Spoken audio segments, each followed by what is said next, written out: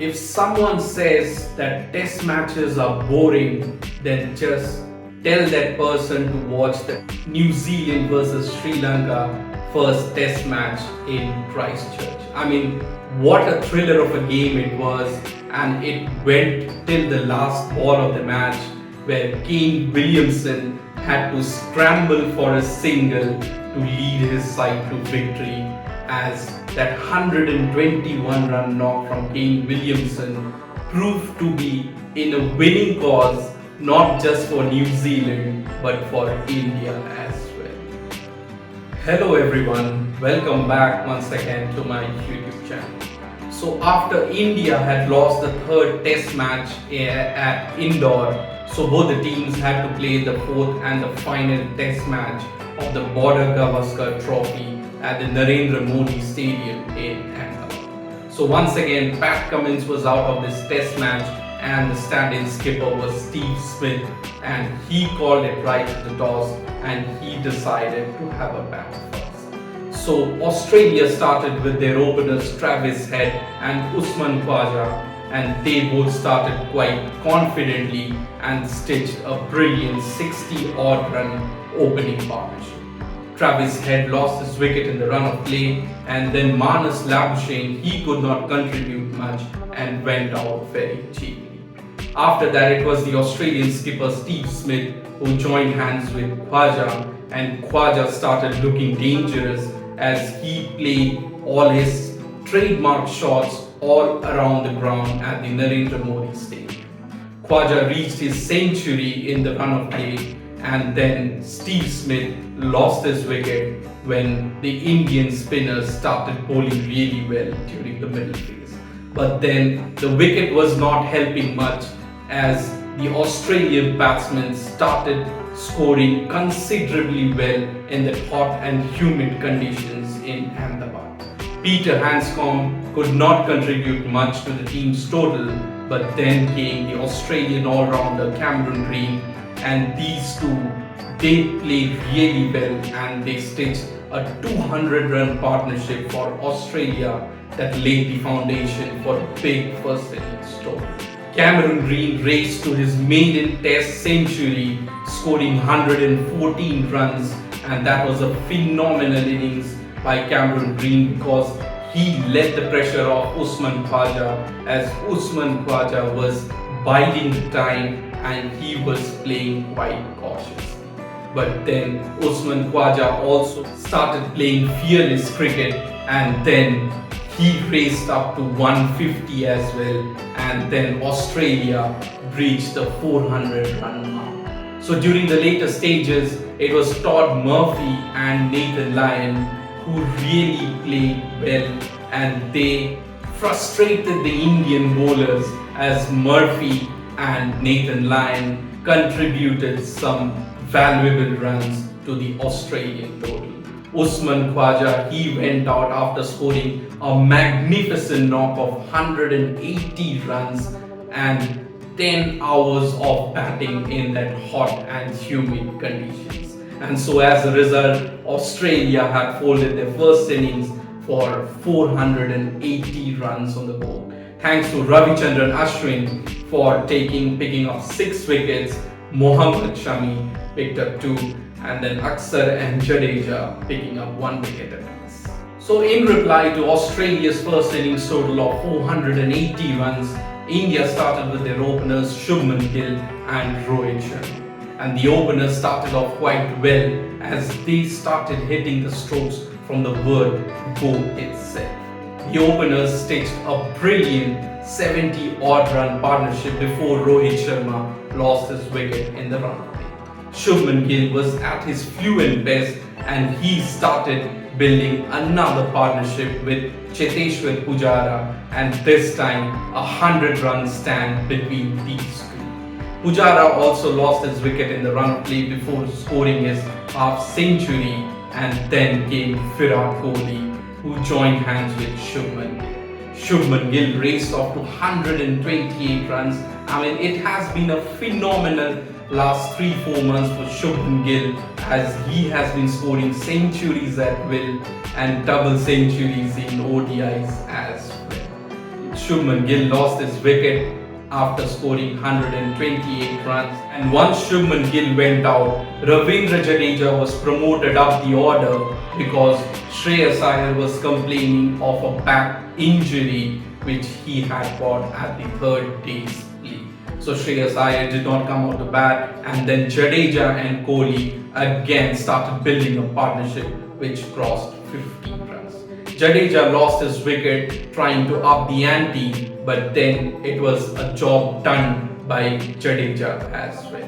KS Bharat playing his first test series and his fourth match, he started playing aggressively, and at one point of time he scored 21 runs off a Cameron Green over, and Bharat also stitched another 50-run stand with Virat Kohli. KS Bharat lost his wicket in the run of play after scoring 44 runs, and then came the best batsman for India in this series, Akshar Patel. He joined hands with Virat Kohli, and then these two, they did not give an inch to the Australian bowlers, and these two stitched 160 odd run partnership for India that ensured that India reaches closer and closer to that first innings total of 480 runs. Akshar Patel deserved a century, but then eventually he had to go back to the pavilion after scoring 79 runs. And let me remind you guys, 50 plus runs have been scored in the first 6 partnerships for India in this test match. So that is a great thing. The stability of this Indian team is phenomenal. Virat Kohli carried on from that, and yes, it was a wait which everyone was waiting for. Billions of fans around the world, 3 years and 3 months, and finally Virat Kohli raised his bat to acknowledge the applause of the crowd after scoring his 28th test century and the 75th century overall. Kohli did not stop after scoring his century, and then he started playing aggressively with the tailenders as well, and eventually Virat Kohli went out for 186 runs. He had to play his shots later on because Shreyas Iyer was not coming to bat, and so India had folded their innings for 571 runs after taking a lead of 91 runs. So Australia started their second innings with a deficit of 91 runs, and Usman Khawaja, he was injured trying to hold on to a catch of Akshar Patel's 6, and so he did not come out to bat for Australia in the second innings. So Matthew Kuhneman, he came out to bat with Travis Head. Kuhneman lost his wicket early on day 5, but then Travis Head and Marnus Labuschagne, they started building a partnership and ensured that Australia reaches safety first, as they had ensured that Australia do not lose this test match anymore. Travis Head, he raced up to 90 before losing his wicket in the run of play, but Marnus Labuschagne, he was looking solid at one end, and then Steve Smith joined him, and these two ensured that no more wickets fell for Australia during the second innings. But it was not then when the match was decided to be called off. It was when at Christchurch, when New Zealand had won the test match by just 2 wickets, chasing 285 runs, and they needed approximately around 260 odd runs for victory on the final day, and that too rain had spoiled the first session completely. But then it was Kane Williamson, cool as a cucumber. He scored 121 runs, and guys, would you believe that New Zealand needed 1 run to win off the last ball of the test match with 2 wickets in hand? Williamson on strike, and Asitha Fernando, he bowled a bouncer to Kane Williamson. Williamson missed it, and Dick Vela, he tried to effect a run out at the striker's end. He misses it. Asitha holds on to the ball, and then he throws to this non-striker's end, and Williamson scrambles for that run and puts in a dive, and then it was all up to the third umpire to decide whether New Zealand had won the game or not. And eventually it was all over for Sri Lanka in this WTC 2023 as New Zealand and Kane Williamson had scampered home in the last ball of the match, and eventually they won the test match by 2 wickets and also giving India the final berth to play at the Oval against Australia. So after that, both the captains decided that enough is enough. We both will be playing the final at the World Test Championship in England later this year. So let's take a look at the match summary.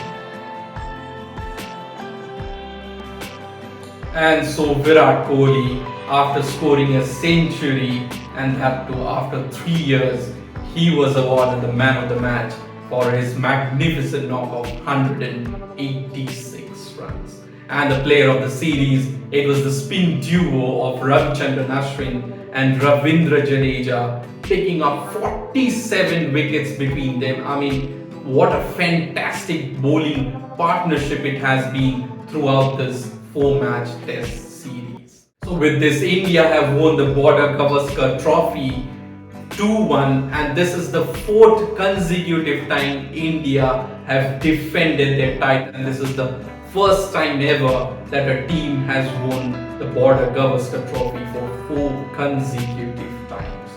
Well done India, and congratulations for booking a place in the finals of the World Test Championship 2023. And so India will play Australia at the World Test Championship final at the Oval in London from June 7, 2020. So I am pretty excited for the World Test Championship final. So are you guys ready to cheer for Team India? Just type in your comments in the comment section and let me know how excited you are for the World Test Championship final. That's it for now. I'll be bringing all the updates in the lead up to the World Test Championship final to be played later this year.